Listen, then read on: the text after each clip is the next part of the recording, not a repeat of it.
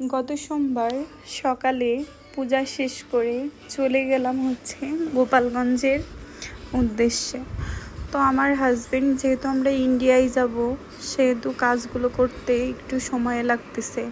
আর যেহেতু সে সরকারি জব করে, যারা মেবি সরকারি চাকরি করেন তারা হয়তো জানেন যে সরকারি চাকরি করলে সহজে কিন্তু ইন্ডিয়াতে যাওয়া যায় না, অনেক কিছু মেনটেন করে তারপরে যেতে হয়।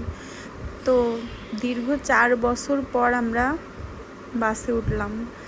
আমার ছোটো মেয়ে হওয়ার পর আমার হাজবেন্ড এই পর্যন্ত আমাদের কখনোই বাসে উঠতে দেয় নাই। আর বাসে ওঠা নিয়ে একটা বিরাট কাহিনী আছে। আমার ব্যাগ হারাই গেছিলো, অনেক জিনিসপত্র হারাই গেছিলো, সেই ভয় তার কখনোই সে আমাকে বাসে উঠতে দেয় না। তো কোথাও গেলে গাড়িতেই পাঠাই।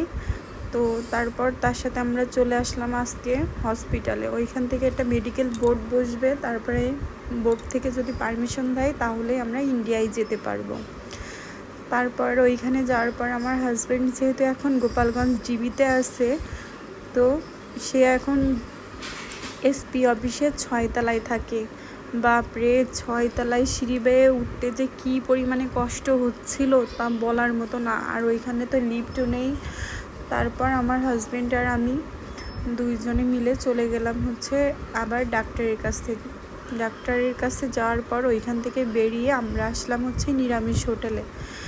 তো ওইখানে নিরামিষ হোটেলে যে এত সুন্দর করে খাবারগুলো রান্না করা ছিল, জাস্ট ওয়াও, মানে কি বলবো, সেই লোভ লাগতেছিল আমার। আর নিরামিষ আইটেম আমার ভালোই লাগে, আগে ভালো লাগতো না, বাট এখন ভালো লাগে।